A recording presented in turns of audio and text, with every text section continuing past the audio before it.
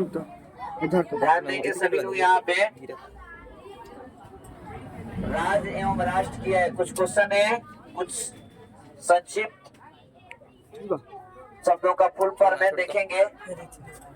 संक्षिप्त रूप को पूरा करिएगा, आप लोग भी जवाब देंगे सभी लोग। जीडीपी का फुल फॉर्म क्या होगा?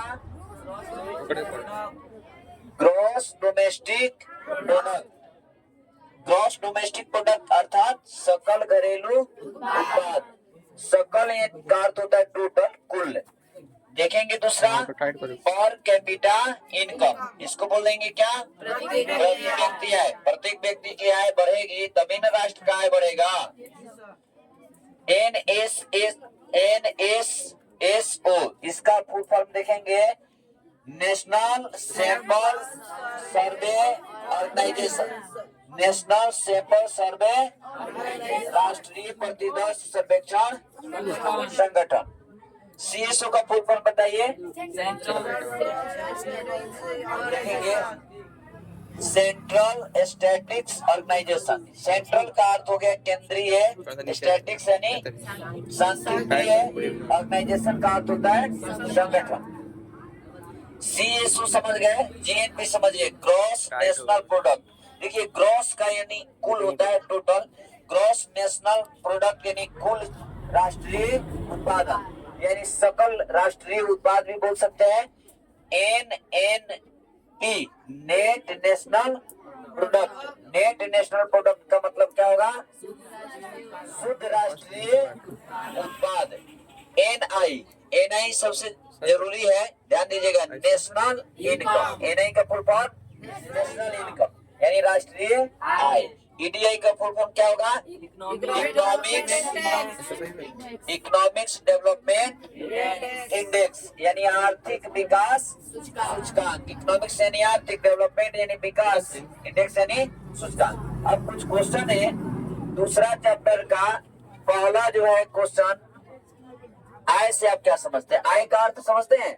हम लोग कोई भी काम करके जो आय अर्जित करते हैं, आमदनी जो आता है, उसको हम आय कहते हैं। ध्यान से देखिएगा सारे बच्चे, समाज का हर व्यक्ति, समाज का हर व्यक्ति, आपके माता पिता जो भी कोई काम करते हैं, अर्निंग करते हैं, आय जो उनको रुपया पैसा मिलता है, उसी को, जो मजदूरी मिलता है, उसी को हम क्या कहते हैं? आय।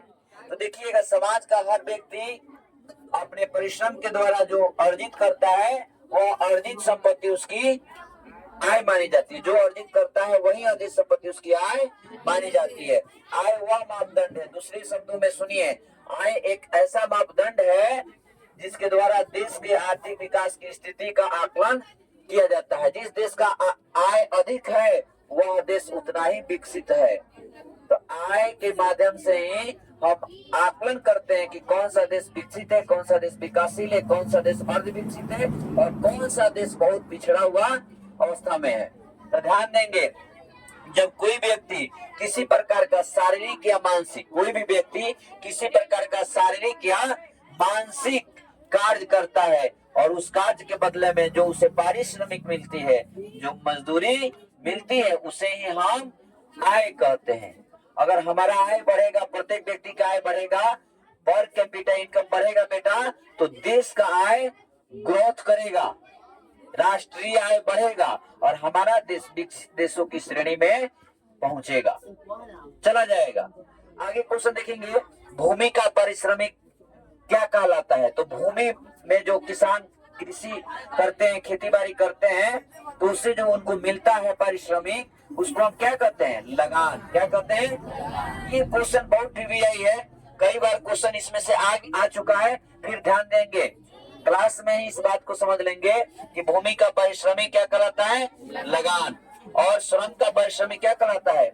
मजदूरी। श्रम जो शारीरिक कार्य करते हैं, शरीर से कार्य करते हैं, उनको मजदूरी ही मिलता है।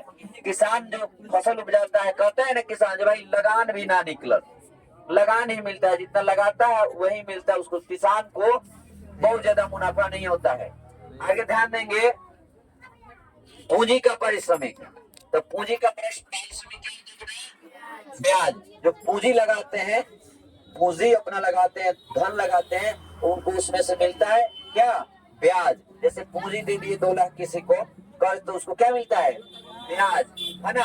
आगे देखेंगे व्यवस्थापक जो होते हैं बेटा, व्यवस्थापक समझते हैं मैनेजमेंट, किसी भी कंपनी के जो मैनेजमेंट करते हैं उनको क्या मिलता है, वेतन। लेकिन सबसे बड़ी बात यहाँ ये है कि जो साहसी होते हैं, उद्यमी होते हैं, जो साहस दिखाते हैं, तो साहसी को कभी घाटा भी होता है, कभी बहुत मुनाफा भी होता है। तो जो व्यापारी होते हैं ना, उनको मजदूरी नहीं मिलता, उनको लगान नहीं मिलता, उनको वेतन नहीं मिलता, उनको लाभ या हानि होता है, उनको लाभ या।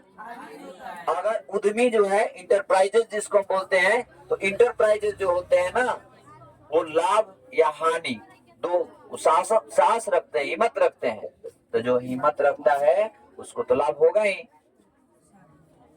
कभी कभी कंपनियां घाटे में चली जाती है